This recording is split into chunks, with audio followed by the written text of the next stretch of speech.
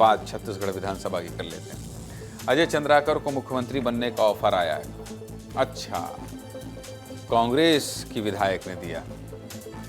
इस बार का छत्तीसगढ़ विधानसभा में जो चल रहा है वो गजब चल रहा है।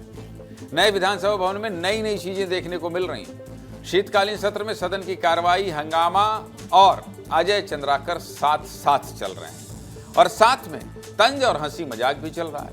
एक तरफ बीजेपी विधायक अपने ही मंत्रियों पर तीखे सवाल दाग रहे हैं और अपनी ही सत्ता को घेर रहे हैं, तो दूसरी तरफ विपक्ष भी खूब हंगामा कर रहा है। लेकिन जिस चीज की सबसे ज्यादा चर्चा हो रही है वो है कांग्रेस के ऑफर। कांग्रेस विधायक संगीता सिन्हा ने बीजेपी विधायक अजय चंद्राकर को बड़ा ऑफर दिया है और कहा है कि अगर अजय चंद्राकर 15 विधायक लेकर कांग्रेस पार्टी में आएंगे तो उन्हें मुख्यमंत्री बनाया जाएगा। संगीता सिन्हा के ऑफर पर अजय चंद्राकर ने अपने अंदाज में जवाब भी दिया है और कहा कि संगीता सिन्हा के अकल में ओले पड़ गए हैं, यानी बर्फ पड़ गया है। शायद वह ठंड में मैनपाट या चिल्फी घाटी घूमने गई होंगी, इसलिए बहकी बहकी बातें कर रही हैं। सबसे पहले दोनों नेताओं के बयान सुनिए।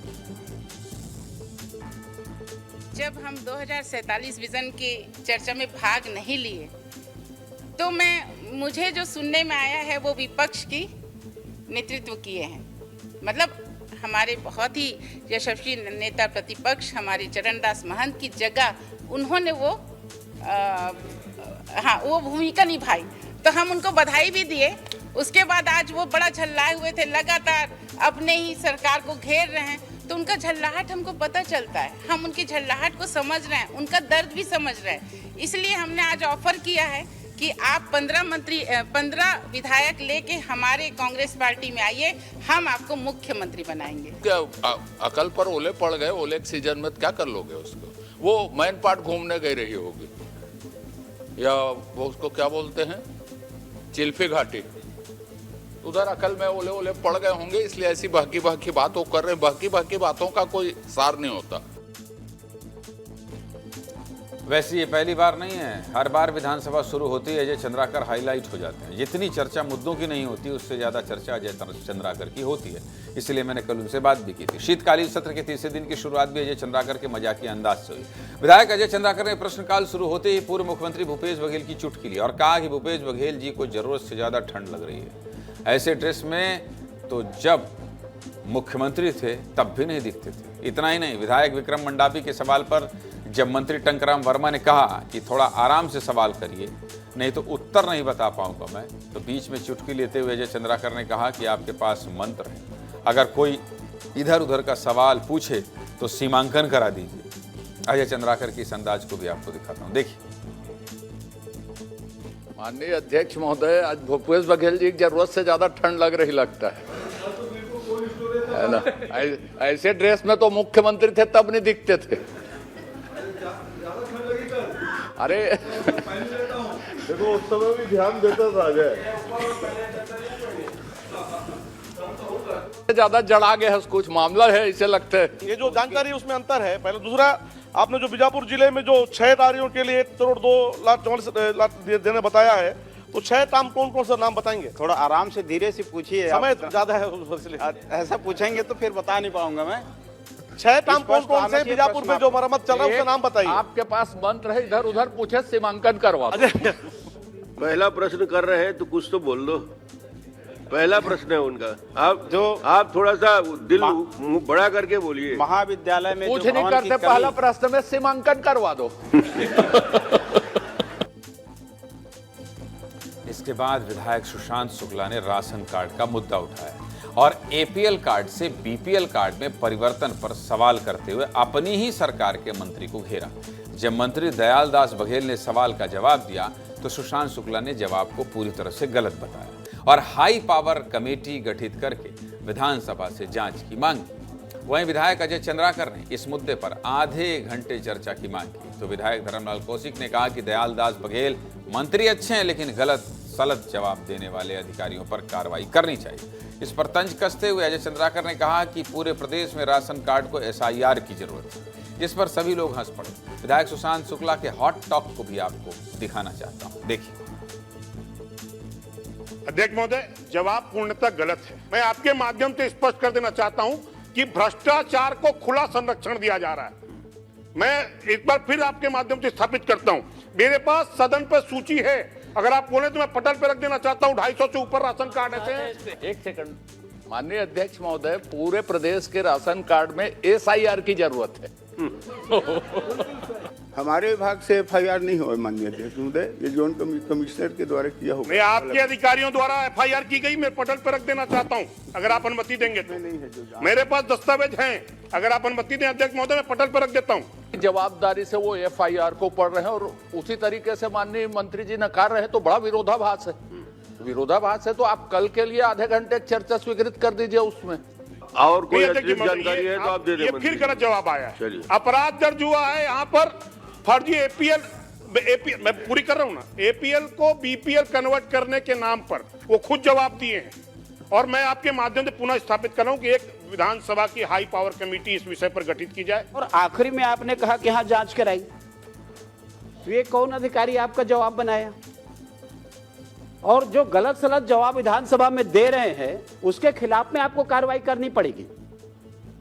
आप अच्छे हैं मंत्री, ठीक है आप, लेकिन जो अधिकारी जो गलत सलत करा रहे हैं आपसे, उनके खिलाफ कार्रवाई करनी पड़ेगी। इसके बाद डिप्टी सीएम अरुण साव और विधायक धर्मलाल कौशिक के बीच भी तीखी बहस देखने को मिली। नल जल योजना को लेकर धर्मलाल कौशिक ने सवाल किया, जिसका डिप्टी सीएम अरुण साव ने जवाब दिया, लेकिन धर्मलाल कौशिक जवाब से संतुष्ट नहीं हुए और ये कह दिया कि अरुण साव आधा अधूरा बता रहे हैं और जो गति काम की चल रही है वो आने वाले समय में भी पूरा होने वाला नहीं है। बहस बढ़ने के बाद विधानसभा अध्यक्ष डॉक्टर रमन सिंह ने कहा कि आप दोनों बिलासपुर हाई कोर्ट के प्रसिद्ध वकील रहे हैं, आप दोनों बड़े अधिवक्ता हैं, इसलिए मैंने बहस के लिए इतना समय दे दिया। अब आप दोनों संतुष्ट होंगे। डिप्टी सीएम अरुण साव और विधायक धर्मलाल कौशिक के बीच जो तीखी बहस हुई है वो भी सुनिए। काम अधूरा है। माननीय अध्यक्ष महोदय, 111 में केवल एक प्रश्न किया हूं उसको, एक गांव का। मैं तो एक का पूछ रहा हूं ना, आपको 111 नहीं पूछ रहा हूं। और जो स्थिति है, 2 साल निकल गया है, 92 का आप बता रहे हैं आधी अधूरी, ये 111 आने वाले 3 साल में भी पूरा होने वाली नहीं है। पूछा है कि कितने पूर्ण कितने अपूर्ण, वो उत्तर दिया है। फिर से मैं बहुत स्पष्ट रूप से कहना चाहता हूँ, फिर से मैं बहुत योजना के बारे में बात किया है, 11 के बारे 111 के बारे में नहीं पूछा हूँ। स्वीकृति नहीं बताएंगे तो फिर कैसे होगा कि आधा अधूरा है, पैसा उनको दिए हैं। माननीय अध्यक्ष महोदय जी, प्रश्न में कितने लागत का वो काम है ये पूछा नहीं गया है। अलग से मैं जानकारी उनको उपलब्ध करा दूंगा। कितना काम हुआ है, कितना भुगतान हुआ है, ये पूछा गया है। ये बहुत स्पष्ट रूप से बताया है। कब तक मिले गए बता दें मंत्री जी। 2047 तक कहा था। आपके नियत पर भी नहीं है, आप बहुत अच्छा काम कर रहे हैं। मैं तो केवल ये असल में कि 111 अपूर्ण है और उसमें लिखा है कि कब तक पूरा करेंगे वो बताना संभव नहीं है। चलिए कोई बात नहीं, लेकिन वो पूरा नहीं होगा क्योंकि पैसा अपन ने दे चुका है और ठेकेदार के पीछे हम घूम रहे हैं और अधिकारियों के कहने से ठेकेदार काम नहीं कर रहा है। अरे आप दोनों बिलासपुर हाई कोर्ट के प्रसिद्ध वकील रहे हैं और इतनी लंबी बहस चलाने का, चूंकि आप 2 बड़े अधिवक्ता हैं, इसलिए मैंने समय बहुत दिया और मुझे ख्याल है दोनों संतुष्ट हो गए। वैसे आपको बता दूं, डिप्टी सीएम अरुण साव और विधायक धर्मलाल कौशिक दोनों ही बिलासपुर के बड़े नेता। इन सब के बीच सदन में अजय चंद्राकर का फायर मोड भी देखने को मिला।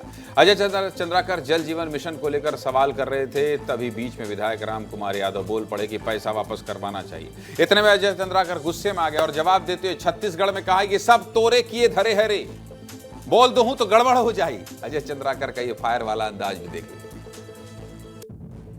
ऐसा निर्माण कार्य कहीं पे भी किया गया है, उसके खिलाफ कोई कार्रवाई करेंगे क्या? भुगतान 70% से किसी समस्या का हल नहीं हो रहा है और पैसा ले तो वापस करवा सब ला। चलिए अब मंत्री तोर जी किए धरे हरे, तोर बोल दो तो गड़बड़ हो जाए। अजय जी बैठिए।